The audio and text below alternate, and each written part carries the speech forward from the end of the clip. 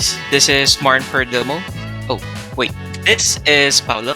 And this is Kath, and we are part of Martin's marketing team.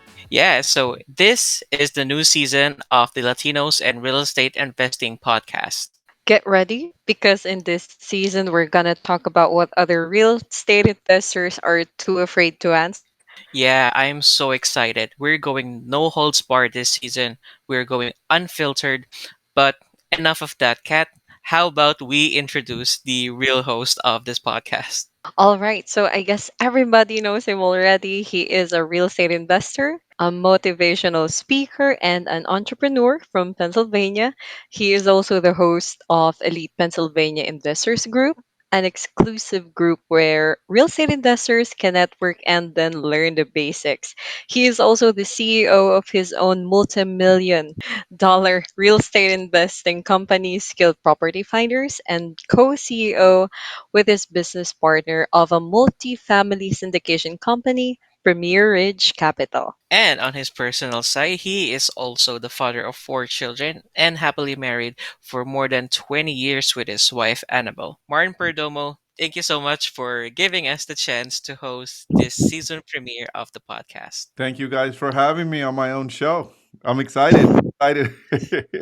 I'm excited for this new journey that we're embarking. And first of all, I want to commend you both publicly for doing such a great job. You guys are doing an amazing job. Thank you, Pau. Thank you, Kat. Yeah, so just to give the audience just a little bit of context. So Martin actually doesn't know what we're going to ask him. This is just, all unfiltered, all raw.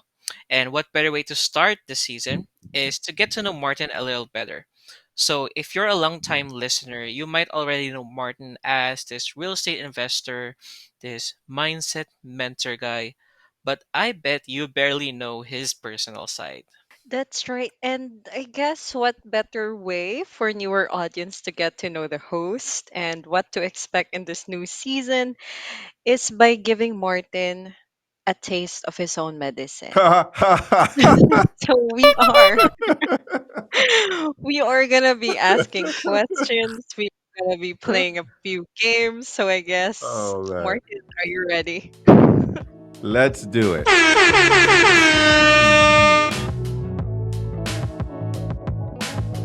So, as an experienced real estate investor, you've met tons and tons of people throughout your career. Is there any memorable client or homeowner that you've met that you still think about until now that really impacted you? Client or homeowner? I gotta say, the one that comes to mind is the recent one, the one that you edited with the that threatened to kill me when we had the we were What? evicting. What? Yes, she threatened to kill me. Yeah. So let me share the story with the listener. So this was we bought this 3 unit. It was occupied. It was not performing, and there was this in the second floor. There was this family lived there. Not judging. We think that she might have been abusing alcohol or drugs or something like that. She was living there with her children, with a couple of kids, adult kids, 18, teenagers, kind of adult-ish. She was always kind of strung out. We would go there in the middle of the day as we were starting to rehab and like really turn the place around. And she decided she wasn't going to pay the rent because we said we weren't going to give her access to the basement to go and do whatever she was doing to the boiler. We fixed it. So she decided she wasn't going to pay the rent. So I was there one day and she says to me, "It's going to take you 6 months to get me out of here." And I just laughed and smiled at her. I said, "You must not know who you're messing with. I'll have you out of here in 45 days." And sure enough, we had her out of there in about 45 days. And the day that I went there, I went there with the constable to get her out, and we have it on video actually. So check out my YouTube. It's all recorded on video. If you haven't seen it and you're listening to this and you want to see the visual of this, you could go to YouTube because we recorded it, and Paul did a great job at editing it. So I told her, "I'll have you out in 45 days." I went there the day that because she decided not to leave. We got the notice. Judge ruled in our favor. She didn't pay. And so the day came where the constable had to go knock on her door and say, "You got to go." And she did a whole big scene. She cried and she did and she that. And they left holes on the walls. And she said, "I'm going to kill you. You threatened my son." And was just telling her son to grab some stuff, and if they want. And so, anyways, that's the one that's a memorable one. And we share that kind of stuff in our podcast, and we share that kind of stuff in our vlogs and our YouTube because we want to give people the real of what happens. And then there's some really good residents. One of the things that we're doing as we're in the holiday season right now is that we're sending gift cards to all of our residents. Walmart gift cards. It's not a lot of money. It's a $10 gift card. So any investors listening, is a good strategy. And it's just to show goodwill because it's not just about getting people out. We don't want to do that as investors from a business standpoint and as a human being too, right?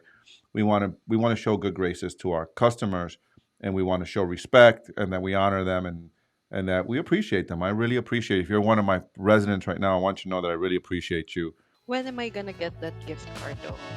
But you're getting something different. You're getting something Oh, different. okay. This is a thing you mentioned, but you haven't fully shared.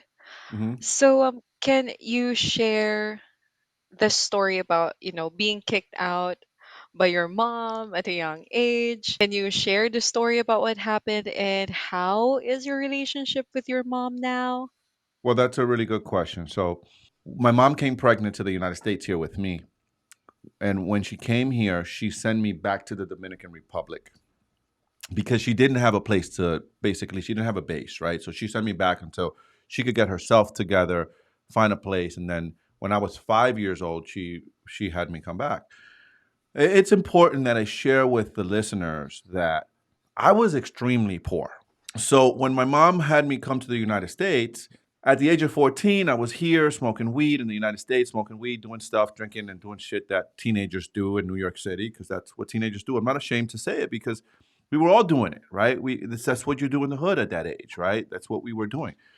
I always had a mindset, though, that, hey, I'm going to get out of here one day and I'm going to be rich because I don't like being poor. I don't like this living like this. By the time I was 16, my mom kicked me out 9 times. On my 16th birthday, my mom said, "You're done." And so I remember coming home and she said, "You're out." And I looked at my mom and I said, "That's the last time you're going to kick me out. I'm never going to come back." And from there, I started sleeping in trains, sleeping in rooftops in New York City, sleeping in the parks. I quickly realized while I was out there in the streets that a human being, an adult, needs two things: food and shelter. And I made an unconscious decision that I was never going to go through that pain of not having a place to live again. So I'm going to own a lot of real estate. And that's kind of where my unconscious decision I made on why I wanted to own real estate. Would you have done the same to your own children right now? Like, would you have kicked them out too? Yes.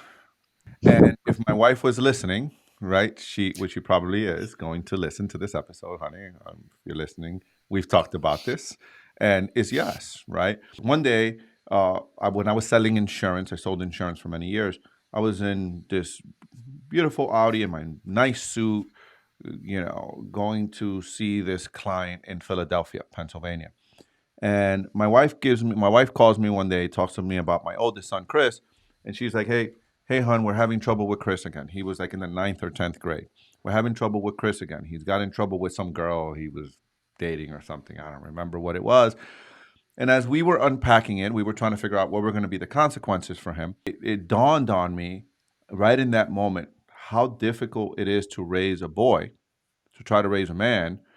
And here we are, my wife and I are together doing this thing. And it was right then and there that I realized how difficult it must have been for my mother trying to raise me by herself, trying to raise a man by herself in the ghetto, in the hood, kid full of testosterone, trying to do what he wants to do whenever he wants to do, right? Whenever he wants to do it. So it was right then and there. I remember hanging up the phone with my wife and picking up the phone and calling my mom, apologized to my mom. And I said, "Mom, I realized how difficult this thing must have been for you. And I'm sorry." And it was at that point that I let it go, right? That I actually really let it go. And I really started to have a really deep relationship with my mother. I think you haven't mentioned him before in any of your podcast episodes. Who? I just want to ask about your father My dad. because, That's a good question. yeah, do you think he would be proud of the father and the man that you are today? Yeah. My dad, man. I lost my dad about 5 years ago. I lost him in 2017. No, more, 3. And yeah, I think he would be proud of who I am today. He actually told me that he was before he passed away. And I wish I would have done things differently with my dad. I wish I would have had a different relationship. You know, my dad, I looked at my dad, and my dad had 9 kids with a bunch of different women. My dad wasn't much in my life, around much in my life, because he was there the first 5 years of my life when I was in the Dominican Republic. And then after I came here, my dad was just basically non-existent. You know, I would see him when I would go back to the Dominican Republic once a summer. My mom would send us back there for the summer vacations and things like that. And that would be it. My dad would never call. And then he came here when I was around 17 years old. I was living in a bed in a room. I was renting a room, and I had this idea that my dad and his family were gonna support me, and they were gonna. And it wasn't that. Like, I still had to figure that shit out by myself. I was still out there figuring that shit out by myself. But again, you know, my dad didn't have a dad. So the compassion for me comes that my father didn't have a father. And ironically, my dad showed me a picture of his father one day, and I looked just like my dad. And I looked at this man. I remember the day my dad showed me this picture. I was like, my dad's like, "This is your grandfather." And I saw the picture, and it was like I was looking at me and my dad. I was like, "Holy shit! Like, this man looks just like us." You know what I mean? Like, this is us. Like, this is my grandfather. Looks just like my dad, right? Like, it looks just like us. As someone who has that kind of relationship with your father, do you think that impacted and how you raise your own children and Yeah, being a dad yourself now? absolutely. So, you know, I never had a father figure. So I miss it, right? I'm not perfect. I fuck it up. I don't know what it is to have a father as a teenager. Does that make sense? Because I didn't have one as a teenager. I only had one from the time I was a baby to the time I was 5, 6 years old. There's just not a book on how to do this thing, right? Let's go back to your business side. Mm-hmm. So, before landing your success with your current company, Skilled Property Finders, what other businesses have you explored, and can you give us like just a few details about them? Guys, I've been in business really honestly since I was 9 years old. My first business was selling my own toys. We lived in New York City. I grew up in New York City in the first floor, right? A big apartment building in the first floor. My brother and I decided that we were going to take our old toys and we were going to sell them to other kids. So we started selling our own, we started displaying them on the window, and then we would go out to the streets. And then when the kids would be walking with their moms, we would then hustle them like, "Hey, look at this. We have Hulk Hogan here. You want to buy it? We're only selling it for $5 or whatever we were selling it." And we so I didn't realize I was in training for where I am today since I was 9 years old. And then I had my first real job at 11 years old in a supermarket, right? So at 11 years old, there was a supermarket across the street from my house, and they would hire delivery boys. So the ladies would go shopping for their groceries, and then they would pay me $1 for every delivery plus tips. So, funny story on that. I went to make a delivery, 5th floor apartment with a bunch of bags. So, the strategy was this: if I got there and I delivered all the thing, and the lady wasn't waiting for me, usually it was ladies, the lady wasn't waiting for me with $1 or a tip to give me a tip. My strategy was, "Ma'am, would you give me a cup of water so I can spend a little more time and give her some time to go find some money or go find some change? Ma'am, I'm thirsty. Would you give me a cup of water?" Right? Wait, that's so smart. Right? Right? Ma'am, That's That is freaking so smart. clever. ma'am, like, could you give me a cup of water? Right? I'm 11 years old, guys, right? Give me a cup of water, please, so I can, so she would go get me the cup of water, and I would now have a little extra minute, right, to drink my water. So I would stand there. And if I didn't see any movement, then okay, I'm not getting a tip. I remember one time the lady didn't give me a tip, and it was a lot. And I did my strategy to water the thing. Me being a kid, I would pee on their doorknob, right? I pee on their Wait, doorknob. No, I you would I didn't. would pee on their doorknob and run down, right? As a payback for not giving me a tip. I worked so hard, and you didn't give me a tip. For you, who's someone who owned an Italian restaurant before, do you believe that the customer is always right? Oh, dude, come on. That's a tough one. No, the customer's not always right. I disagree.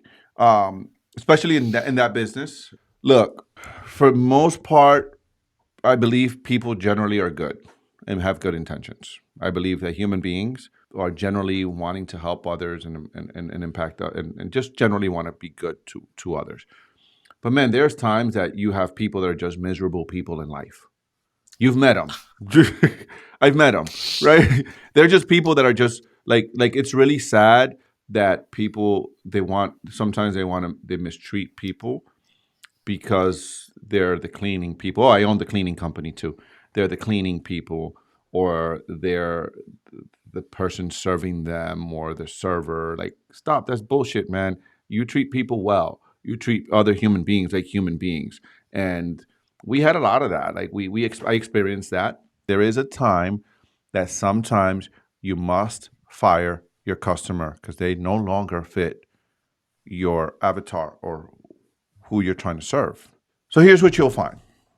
The people that are paying you your highest return, like your highest policies that are paying you the highest premiums, are the people that call you the least. Sometimes you'll find that the people that are paying you the least are the people that complain and are calling you the most and they make your life the most difficult. And there is a time that you have to have a come to Jesus conversation with yourself and with your customer and say, okay, you don't fit to be my customer anymore. So I'm going to end this relationship. You sold insurance, credit cards, you own the cleaning company, a phlebotomy that I had to Google because I didn't know what that was. But if you didn't land success in skilled property or in premierage, in all of your past businesses, which one would you choose to revive and still do today? None of them. None of Why? them. Really? None of them. Wait, what? Yes, none of them. Because in none of those past business had I been fulfilled to the level that I am today. In none of those past businesses had I seen the vision and had the passion for what I do that I have today. None of them did that for me. Selling insurance was fun, and I hated it. I hated it. It was fun. It's weird because it was fun because it was the thrill of the kill. In none of those businesses that I had was I excited about the future. Was none of those businesses that I was doing was I fulfilled. None of those businesses that I feel like I was having an impact. I feel like I'm having an impact here, right? I'm buying properties that I'm turning into something beautiful when I flip them, and a family gets to go and live and create memories in there. When I'm buying a rental, I'm buying an ugly house and I'm turning them into something beautiful, and then I'm creating affordable housing for people. I grew up poor, so to be able to provide affordable, quality housing for people, man, it just that fills me, right? That fulfills me. That to help families. I was my wife and I last night. We donate a certain amount of money every year. We like to give back to our community. So last night we were having discussion. We're actually writing some checks. One of the places that I like to donate money is to my local YMCA. I'm very specific on what I want the funds to be used for. I want my funds to be used for grants for single working moms that need childcare while they can go and work to provide for their family. Why do you think that is, right? I grew up with a single working mom that needed to take me to a babysitter so that she can go work at a factory to provide for us.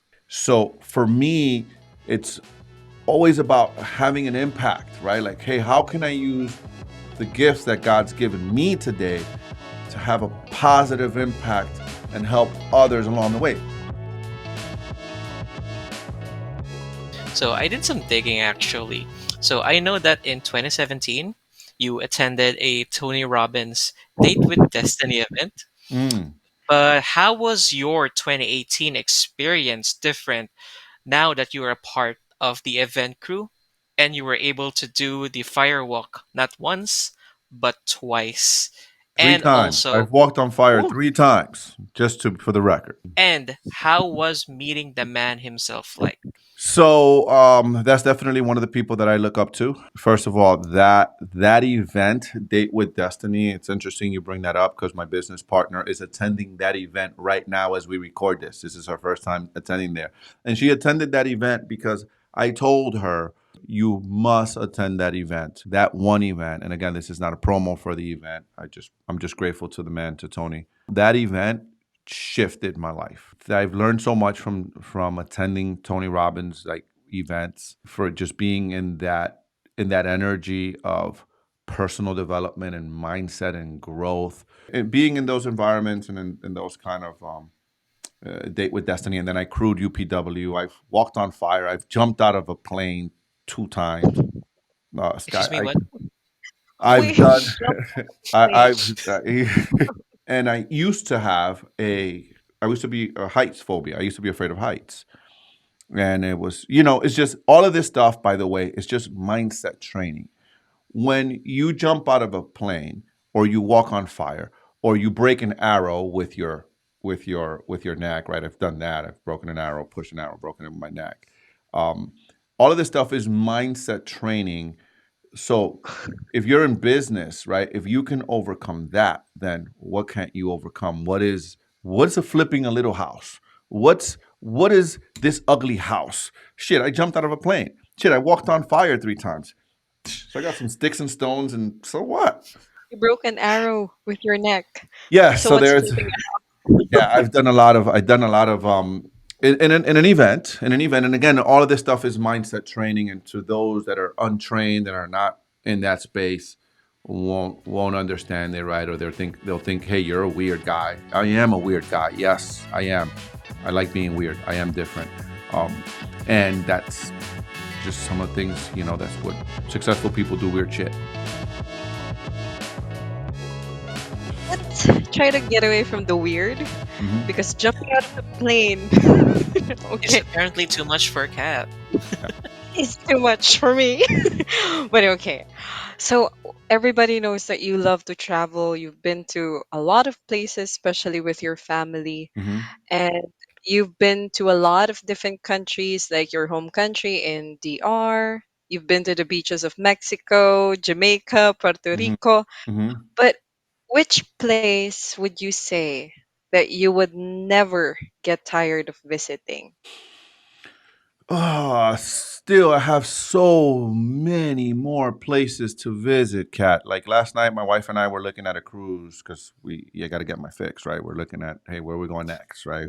What's next for us? Where are we going next?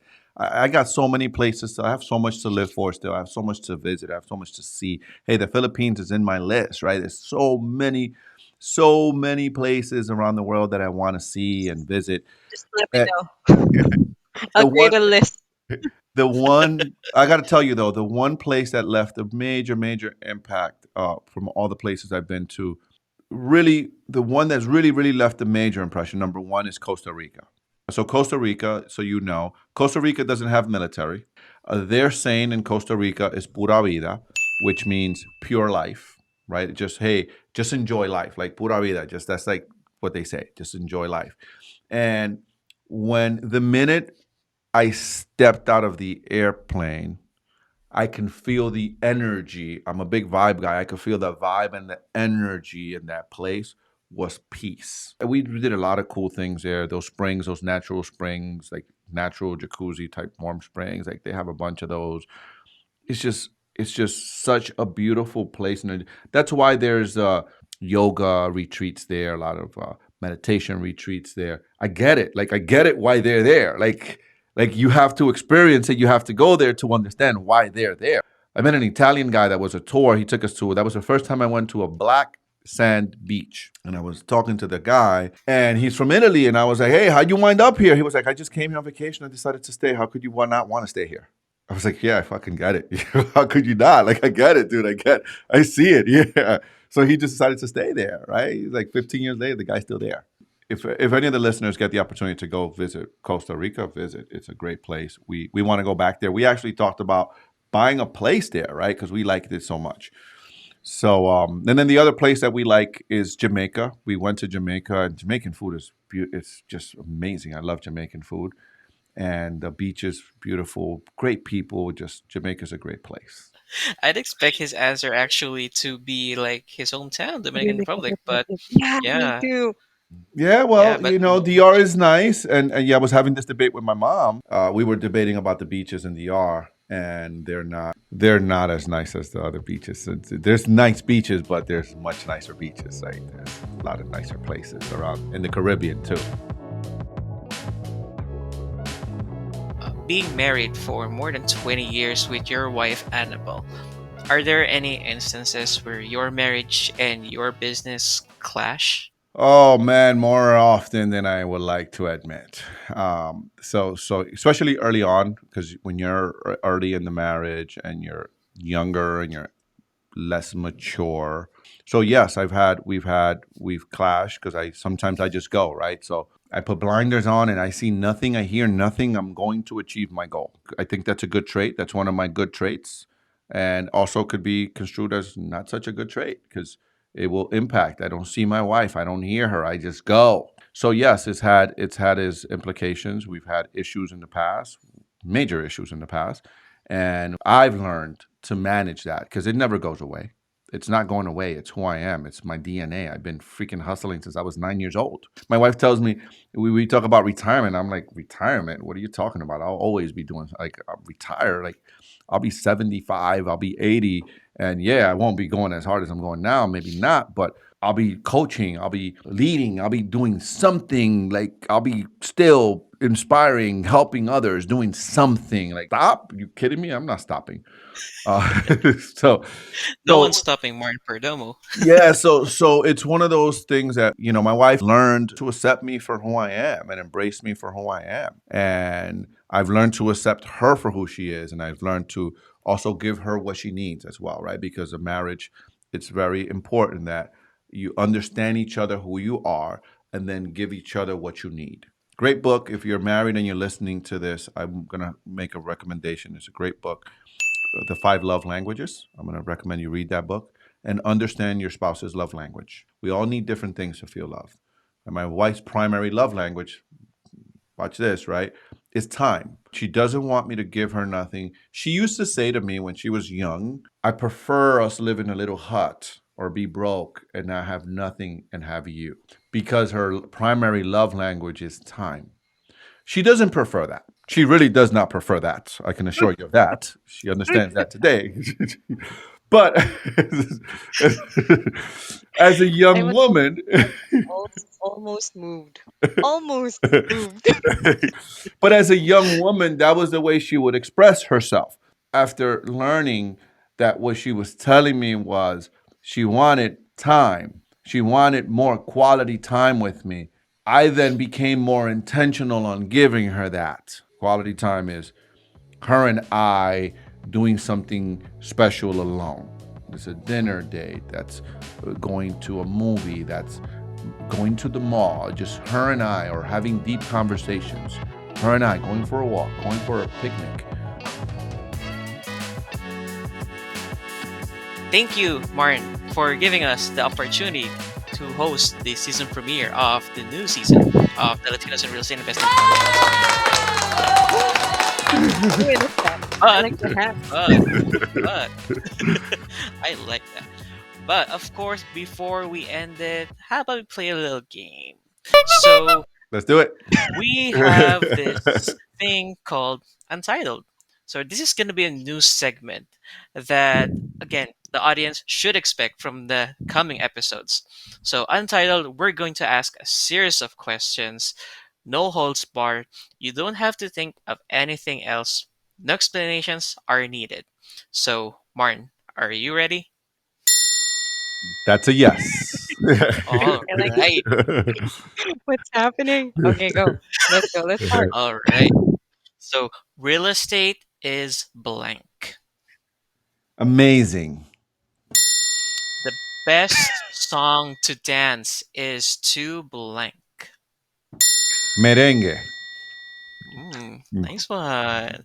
Inflation is Shitty. Right now. okay. Blank annoys me. Oh. Blank annoys me. What annoys me?